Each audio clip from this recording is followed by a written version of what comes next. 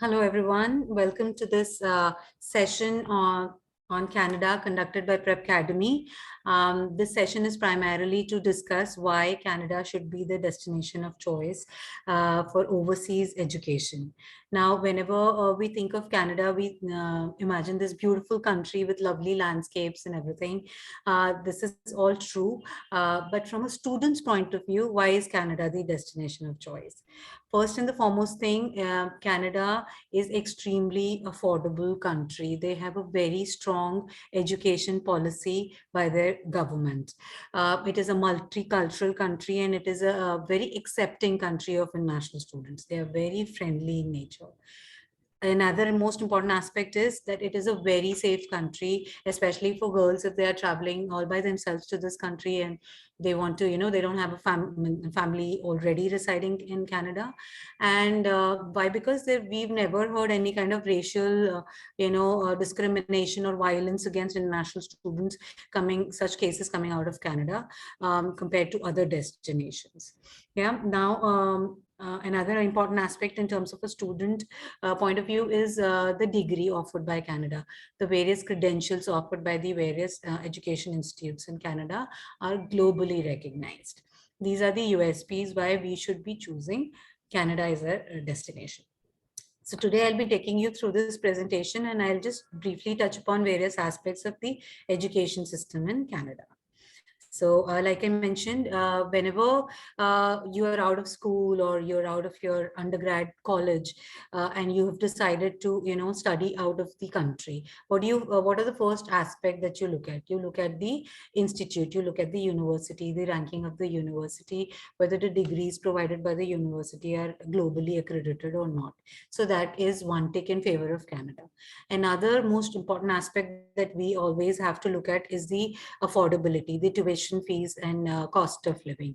So this is another most important USP of Canada, that it is an extremely affordable destination. In fact, when we do a cost analysis and comparison, few public institutes and colleges and universities of Canada, the tuition fees is less than sometimes the private colleges here in India. So it is that affordable when it comes to tuition money. Also, the cost of living is quite a affordable cost compared to other Western countries, especially in North America. Now, today we'll briefly touch upon the accreditation, what are the agencies, the accommodation, what Indian students or any international students can look at, health insurance, work entitlements, post-study work rights, that is, and of course, the most important aspect of Canada, which is permanent residency. Let me touch upon the accreditation. What the education system in Canada is, unlike India, it is not centrally governed education system. In Canada, the education is under the jurisdiction of the provincial government. Now, Canada as a country is divided into 10 provinces. Every province has their own education system. They may be similar or may vary in their few aspects, which we'll see later in the presentation. All right. Most of the degrees offered by Canada are colleges and institutes of Canada, that is CICAN accredited, or UNIFCAN, the universities. Also, the programs like MBA, the accountancy programs, the computer science programs are all accredited to various agencies as displayed on the slide. Accommodation. Now, as an international student, when you travel abroad, you always think, where would I live? How much would it cost? Whether it is safe, whether it is affordable. So the most important aspect of traveling to a country is not only the institute, but also where you're living. Canada offers you these many options. And initially, what I advise all the students to do is to grab the on-campus accommodations. Why? Because when you're going to a different country, you first need to understand the feel of the land. You need to understand how it works, get settled in, and then maybe venture outside of the campus. So when you are a new student going to Canada for the first time, what is advised is to take on-campus accommodation. Now, it is a little expensive.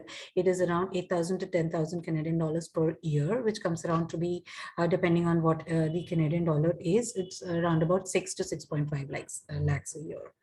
All right, but the major advantage here here is it is right in the campus. It is very safe, and not only does this price include the boarding, lodging, everything, the meals. So you're all taken care of. The second option that the students have is to stay with Canadian families in and around the campus. Now, this is something what we call as PG in India. So what do they do? These Canadian families, they welcome you to their house. You can you get a private room and you can share the facilities. This comes around to be $750 to $800 per month. Then the most cheap option, which eventually every international student chooses, is the off-campus accommodation. Now, why? When you are, when you become familiar with the course, when you're familiar with your fellow students, you can form a group, rent out an accommodation, rent out a flat, and, share that accommodation. That ways, you not only, your bills are shared, your rent is shared, your utility bills are taken care of. That ways, it comes around to be 400 to 700 Canadian dollars per month. So it becomes very affordable. So this can be your eventual step once you're settled in the country. Then health insurance. So unlike India, everywhere in the Northern America, especially, the health education, health insurance is very, very important. Why? Because healthcare is very expensive. Now, what happens? Most of the Canadian institutions, they require the students to have their health insurance policies beforehand. Some of the institutes will let you, pay for the health insurance via the institute, so that your tuition fees will include the health insurance policy amount also. Others would want the students to have private insurances, and they would cost you around $35 per month. And believe me, this is a very less amount to pay, because even for a very small ailment, if you go to a hospital without a health insurance, the hospital bills are exponentially high if you don't have any insurance. So this is very important. As you can see on the slide, some provinces cover the international students under their provincial healthcare plans. Like I said, it is the provincial government policy. So in Alberta, British Columbia, and Saskatchewan, the international students are covered, which is a very big advantage. Now, the most important thing which all students look at is the post-study work right, the work entitlement which you'll get once you've graduated from whichever institute you had, taken your admission in.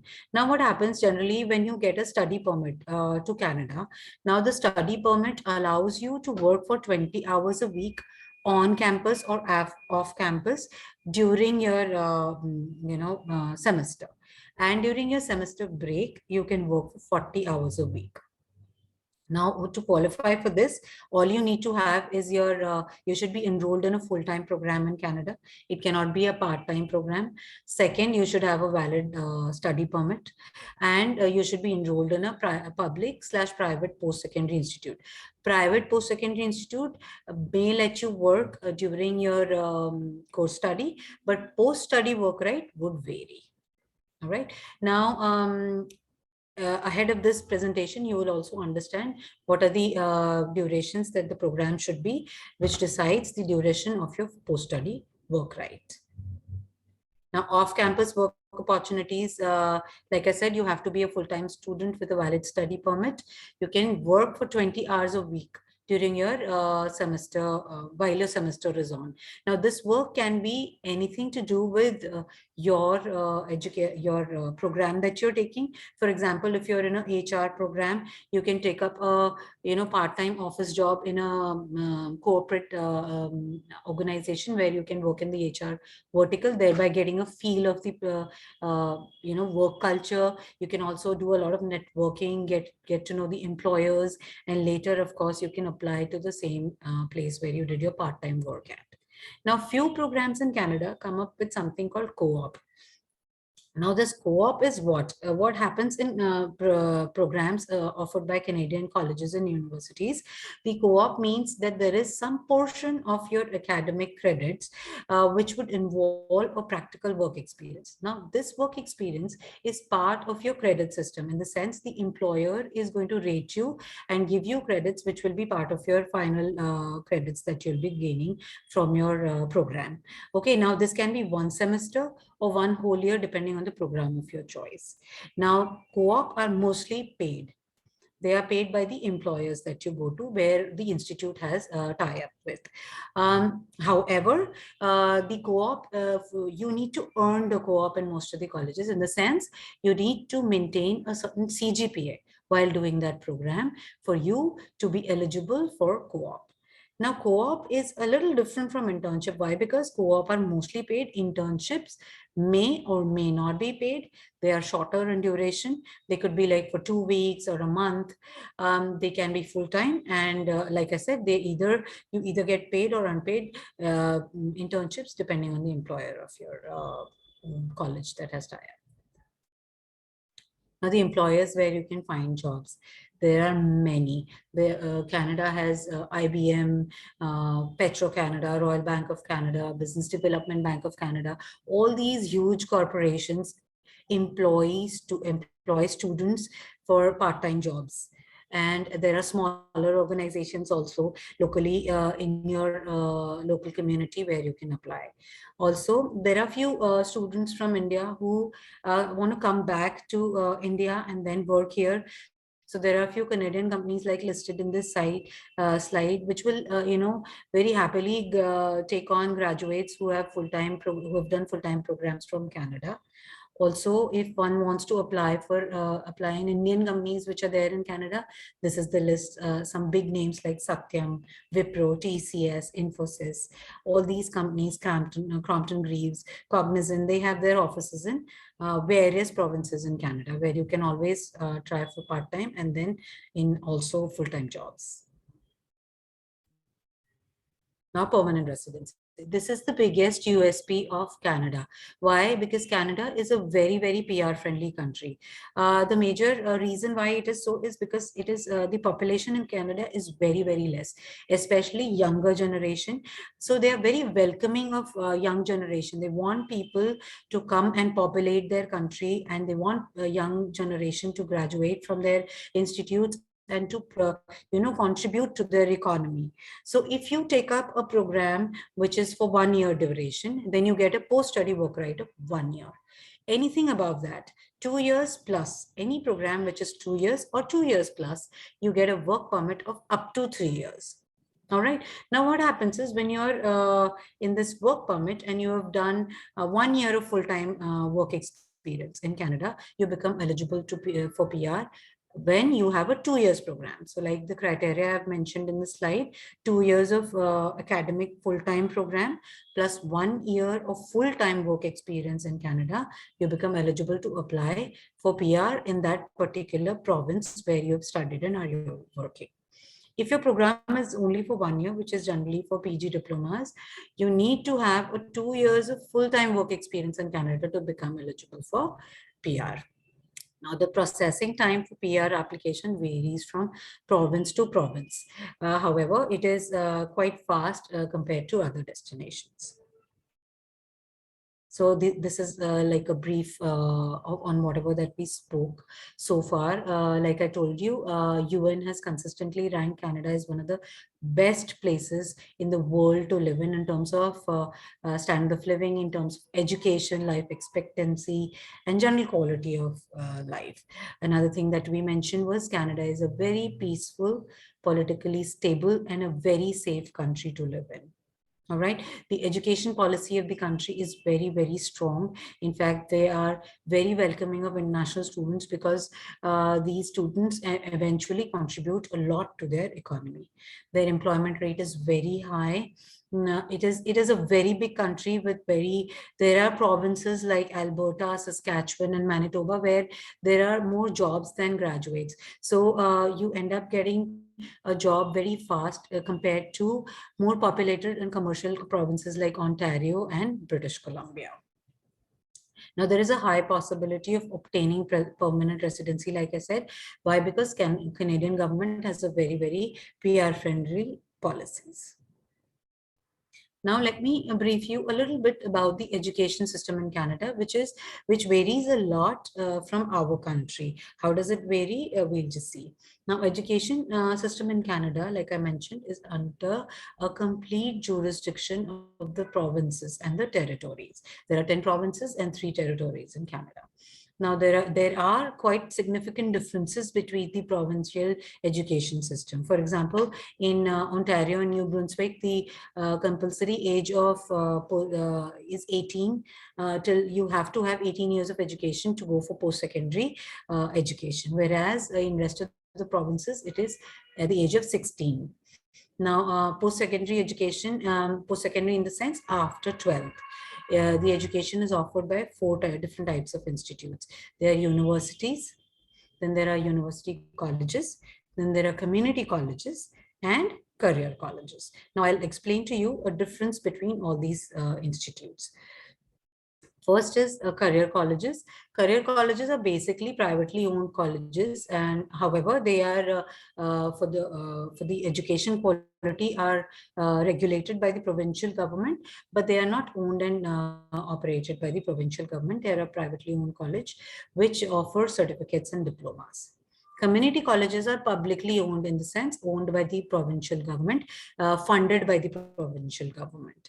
Now they offer various credentials starting from certificates, diplomas, advanced diplomas, undergraduate degrees, and PG diplomas. All right. Their programs are very, very vocational in nature and very job-centric programs in community colleges. Universities like Indian universities are funded by the provincial government, and they offer high quality of education. Master's programs basically are offered only by universities, masters and PhDs. However, there are few universities who also offer PG diplomas. Then there are university colleges. These are basically pathway colleges wherein you can take up a program in the college and then transfer your credit to a university program. It can be an undergraduate program or a master's degree. What are the different types of qualifications that we can get in Canada? We can get certificates and diplomas. Now, what happens is when a student, who is an undergrad student in the sense after 12th, you're eligible to apply for a diploma, which is of 2 years, advanced diploma, which is of 3 years, and a bachelor's degree, which is of 4 years, unlike India, where the bachelor's degree is of 3 years. Now, these programs are very technical and job-based programs, and they're very vocational in nature. They're offered by community colleges, career colleges, and also by few universities. All right, now associate degrees are primarily offered by community colleges and university colleges. These degrees are for 2 years. They are for undergrads, and these degrees are for students who want to transfer their credits to the third year of a 4-year bachelor's degree. So you do a 2 years associate degree and then transfer your credit to the third year of your bachelor's degree, which is a total duration of 4 years. Bachelor's degree again is offered by community colleges and universities only. Career colleges do not offer bachelor's degree. It is for 4 years, like I mentioned, unlike India, whereas there is one province in Canada, which is Quebec. There the bachelor's degree is for 3 years only. All right. Now, to continue discussing on the type of qualifications that Canada offers, there is postgraduate diploma, like I said. Now, what happens is in India, the bachelor's degree is primarily for 3 years, unlike Canada, which is for 4 years. Whereas a few degrees, barring few degrees like BTech and B Pharma, BLLB, we have most of our degrees are for 3 years. So when you have done a bachelor's degree in India, which is of 3 years, you cannot apply directly for masters. You have to apply for postgraduate diplomas, which are offered by community colleges and universities, and they are between 1 to 2 years of duration. All right. Now, master's degrees are offered by universities, which are for 2 years. Now, master's degrees in Canada are primarily of two types. One is thesis-based, which eventually leads you to take up a PhD, and another is course-based non-thesis programs which are offered by universities, after which you can start working, which are probably more job oriented than thesis based programs, which are very academic in nature. Now, doctorates and PhDs, like I said, after a master's, which is thesis based, you can take up a PhD from a university. The duration can vary from 4 to 7 years, depending on how fast you can finish your thesis. Postdoctoral programs are also there in few of the universities in Canada. These programs have no time limit, of course, and they are very specialized in nature and very research oriented program. They are also very, very well sought after and accredited globally. Now, I'll just touch upon some generic requirements, entry requirements, admission requirements of the very, sought after programs in Canada, like business, computers, and engineering. So for a business program, if you're an undergrad, in the sense you're a 12th class student from India, you need to have 75% minimum you should have scored in your 12th standard, and you should have maths in 12th standard. Only then you can apply for business programs in Canada, unlike India, where commerce students, art students can apply for business programs. In Canada, you have to have maths till class 12th. There are few colleges in Ontario province which will accept Ontario maths exam, which you can give and apply for business programs. IELTS score has to be overall 6.5, no band less than 6. Now, if you're applying for a graduate program, in the sense after graduation, you need to have a 3 years bachelor's degree, minimum 55%, and IELTS, like I said, 6.5 overall, no band less than 6. For diploma, it's a little flexible, the admission criteria, and also the percentage also goes down for the year 12. Diplomas are something that you do after class 12. The IELTS score in few of the colleges is acceptable to 6, whereas 6.5 is highly recommended. 6.5 plus, in fact, is highly recommended. Master's program, you need to have a 4 years bachelor's degree, either from India or from Canada. Then GMAT is preferable, however, not mandatory. IELTS is a mandatory score, and 2 to 3 years of work experience is recommended, however, not mandatory in case of business. Now comes computers, which is again something which most of the Indian students aspire to pursue in Canada. So again, the marks required are 75% minimum. However, the percentage can, this is the average percentage. The mean percentage can go really high in few of the universities. Maths again is a mandatory subject, and computer science, of course. IELTS, as always, remains 6.5. For a PG diploma in computer science, you need to have a 3 years bachelor's degree. They say that the percentage requirement is 55. However, the cutoff goes quite high as 70 in few of the colleges in Ontario. The IELTS score is 6.5 overall, no band less than 6. For diplomas, again, it's a flexible admission, like I mentioned before. 4 years bachelor's degree is a mandatory for masters. GRE is scores are preferable and are expected in few of the universities, however, not mandatory in most. IELTS is a mandatory score. Also, full-time work experience or a project experience is also preferred when it comes to masters in computers. Engineering, also the same criteria applies. For an undergrad student, the subject of choice has to be maths, physics, and chemistry in 12th standard, and the percentage minimum expected is 70. However, it goes quite high. In fact, as high as 90 plus. IELTS has to be 6.5 overall, no band less than 6. It is a little percentage is quite less when it comes to PG diplomas. However, the IELTS score remains the same. Same goes for the diplomas and certificate programs offered after class 12, post-secondary. Now, there is a lot of confusion when it comes to masters versus postgraduate diplomas. Like I explained to you, most of our degrees in India, the bachelor's degrees are for 3 years. That is why we do not qualify to apply for a master's degree. Like we saw in the previous slides, you have to have a 4 years bachelor's degree to qualify for a master's degree. Now, generally master's degree, like the slide shows, is offered by university only, whereas PG diplomas can be offered by university as well as community colleges. Master's degrees are primarily very academic in nature, very specialized degrees, and mostly research oriented and thesis based. However, PG diplomas are very, very job oriented and vocational in nature, offered by the community colleges. So durations vary. Master's is mostly for 2 years. There are a few degrees which are for 1 year as well. PG diploma ranges from 1 to 1.5. 1.5 YB because sometimes the PG diplomas also have have co-op attached with it. Now, the tuition fees, of course, varies quite a lot. University education is a little expensive compared to community colleges. Community colleges have 15,000, like approximate Canadian dollars as fees, yearly fees, whereas university fees can go up to 26,000 Canadian dollars. Now, funding is like I said, if you're a research student, Canada really welcomes all the research students, and mostly their funding is completely given by the university or the provincial government.